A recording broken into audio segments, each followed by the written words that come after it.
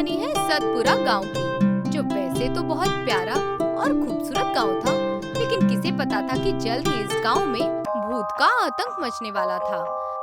दरअसल एक रात सतपुरा गांव का रामू पड़ोसी गांव से अपने घर आ रहा था।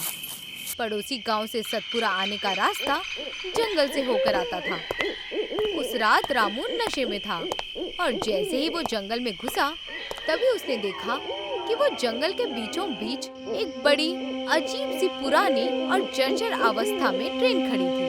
अबे यार, ये रास्ता तो मेरा घर मेरे कस्बे में जाता है, लेकिन ये ट्रेन बीच में कैसे आ गई रे? नशे की हालत में रामू को कुछ समझ नहीं आ रहा था। वो उस ट्रेन के करीब जाता है। अबे ये वही ट्रेन है ना, जिसके बारे में बुजुर्ग डराते थे। झूठी बातें, सब झूठ। मैं तो अभी भीतर जाता हूँ, देखता हूँ रूह है क्या। नशे में रामू वो ट्रेन के दरवाजे को खोलता है। तभी अंदर एक ठंडी हवा का झोंका आया और साथ ही किसी की खौफनाक चीख भी। यहाँ से चला जा, चला जा। कौने? मजाक मत कर, हंसी नहीं आ रही। तू नहीं समझेगा, भाग जा। तभी एक सफेद साया सीटों के बीच से गुजरता है। अरे माँ, बाप रे, भूत भूत! उस साई को देख रामू डर जाता है और वो उल्टे पांव ट्रेन से भागता है, झाड़ियों से टकराता है, कीचड़ में गिरता है और किसी तरह गांव तक पहुंचता है। अगले दिन गांव में ये खबर फैल गई कि रामू रात को उस भूतिया ट्रेन के पास गया था, मगर किसी भूतनी की आवाज सुनी थी और पूरे गांव में इस डर की दहशत फैल गई। भाई, मैंने तो तय कर लिया है, कल से दारू वारू बंद। क्या पता रामू के बाद कहीं मेरा नंबर लग गया तो, और उस भूतनी का प्रेम का साया मेरे पीछे पड़ गया तो। हाँ भाई, ठीक कह रहे हो, कल से मेरा भी पीना बंद। बस हो गई गड़बड़। रामू के साथ घटी घटना के बाद गांव में एक डर का माहौल बन गया। बच्चे शाम होते ही घर लौटने लगे। अब तो भूतिया ट्रेन सबके लिए एक आतंक की बात बन चुकी थी। एक रात पड़ोसी गांव से लौटते वक्त रोहित अपनी बाइक से घर आ रहा था। जब वो जंगल के किनारे से गुजर रहा था, तो उसकी बाइक अचानक से रुक गई। रात के 1 बज रहे थे। उफ, इतनी रात को बाइक बंद हो गई, ये भी अभी होना था क्या? उसने बाइक को स्टार्ट करने की कोशिश की, मगर इंजन खराब हो चुका था। हार कर वो पैदल ही गांव की ओर चलने लगा। लेकिन तभी उसे जंगल की दिशा से कोई आवाज सुनाई दी, मानो कोई फुसफुसा रहा हो। ये क्या है? कोई है क्या वहाँ? उसने अपने कदम जंगल की ओर मोड़ दिए। जंगल में घना अंधेरा था, लेकिन वो अपने मोबाइल की फ्लैशलाइट जलाकर चलता रहा।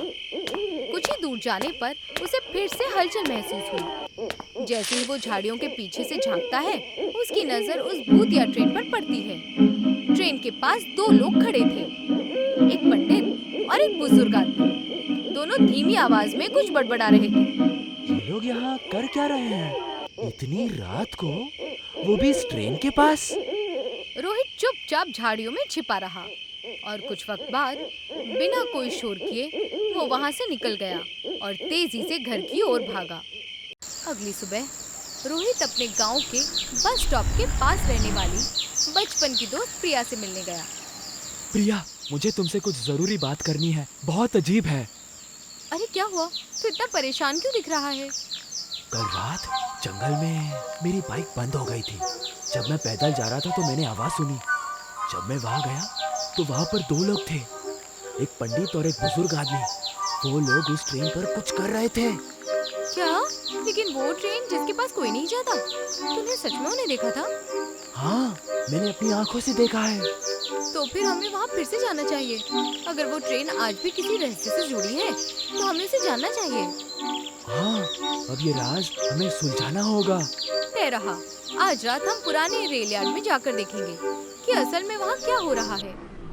अब कहानी एक नए मोड़ पर आई। रोहित और प्रिया अब उस रहस्यमयी ट्रेन का राज जानने के पीछे पड़ गए। रोहित और प्रिया की जिज्ञासा अब जुनून में तब्दील हो चुकी थी। पिछले कई हफ्तों से वो सतपुर गांव के पुरानी सरकारी लाइब्रेरी में किताबें पलटते, इतिहास की पुरानी किताबें पढ़ते और गांव के पुराने नक्शे देखकर उस रहस्यमयी ट्रेन की जड़ें खोजने की कोशिश कर रहे थे। इतिहास की इतनी मोटी किताबें हैं, मगर किसी में भी उस ट्रेन का जिक्र नहीं है। क्या ये सब बस एक भ्रम है? गलत फहमी नहीं हो सकती प्रिया। मैंने अपनी आंखों से पंडित और उस बुजुर्ग आदमी को ट्रेन के पास देखा था। कोई ना कोई गड़बड़ है। दोनों ने हार नहीं मानी। हर दूसरे दिन वो जंगल में जाते, मगर न ट्रेन में कोई हलचल मिलती, ना वो दोनों लोग। धीरे धीरे रातें और भी रहस्यमयी लगने लगी थी और जंगल जैसे और गहरा हो गया था। लेकिन एक दिन पूर्णिमा की रात आसमान में पूरी तरह से चांदनी फैली हुई थी। जंगल की छाया बहुत खौफनाक लग रही थी। रोहित और प्रिया एक बार फिर ट्रेन के पास पहुंचे और इस बार ट्रेन के पास वही दो लोग खड़े थे। वो रहे, वो दोनों फिर से आए हैं। चल, आज बात करके ही रहेंगे। वो दबे पांव आगे बढ़े और सीधे ट्रेन के करीब पहुंचकर दोनों से आमने सामने हो गए। पंडित मंत्र पढ़ रहा था और बुजुर्ग आदमी ध्यानमग्न था। रुकिए, आप दोनों बार बार यहाँ आकर कर क्या रहे हैं? क्या इस ट्रेन को आप लेकर आए हैं? ये सब चल क्या रहा है? रोहित की बातों से वो बुजुर्ग आदमी चौंक जाता है, लेकिन वो रोहित को कुछ बताता नहीं। बेटा, हम तुम्हें फिलहाल कुछ बता नहीं सकते। ये बात पुरानी और बहुत गंभीर है। हमें सच जानना है, अब और चुप्पी नहीं चलेगी। हाँ, और अगर नहीं बताया तो देख लीजिएगा, हम कस्बे वालों को बुलाएंगे, पुलिस को बुलाएंगे और आपका भांडा फोड़ देंगे। रोहित और प्रिया की बात सुनकर दोनों डर गए। वो बुजुर्ग आदमी एक गहरी सांस लेता है और कहता है, ठीक है, अब तुम दोनों हमारे बारे में जान ही गए हो तो सुन लो। ये ट्रेन असल में एक छलावा है, एक दरवाजा है जो एक दूसरी दुनिया से जुड़ा है। कैसी दुनिया? राजा कर्ण की दुनिया। राजा कर्ण जो सप्तपुर पर राज करता था, उसके महल का दरवाजा इसी ट्रेन में छिपाया गया है। मतलब ये ट्रेन असल में एक दरवाजा है, एक महल तक ले जाने वाला? हाँ। रोहित के सवाल पर उस बुजुर्ग आदमी ने ट्रेन का दरवाजा खोल दिया और चमत्कार हो गया। वो दरवाजा असल में एक बहुत बड़े महल में खुल गया, जिसे देखकर रोहित और प्रिया चौंक गए थे। ये है वो महल, राजा कर्ण का महल। दरअसल राजा कर्ण का महल भव्य था, इतना भव्य कि देश विदेश के राजा इसे पाने के लिए तड़पते थे, जिसमें राजा के प्रिय दोस्त राजा मयूर का भी नाम शामिल था।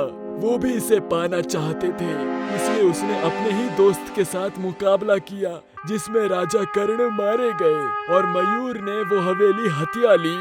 और जैसे ही वो महल में गया, उसे खुफियामयी बीमारी हो गई और वो मर गया। क्या सच में?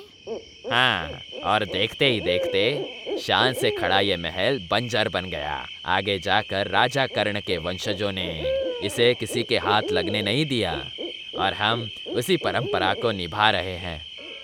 मैं जो तुम दोनों के सामने थका हुआ खड़ा हूँ ना, मैं भी उस पुश्तैनी से हूँ। मेरे पुश्तैनी ने ये कसम खाई थी कि जब तक सही वक्त न आए, इस महल का रहस्य किसी को ना बताए। इसीलिए हमने भूतिया ट्रेन की गलतफहमी फैलाई, ताकि लोग इससे डरे और दूर रहे। राजा कर्ण और उसके महल का राज सुनकर रोहित और प्रिया दंग रह गए थे।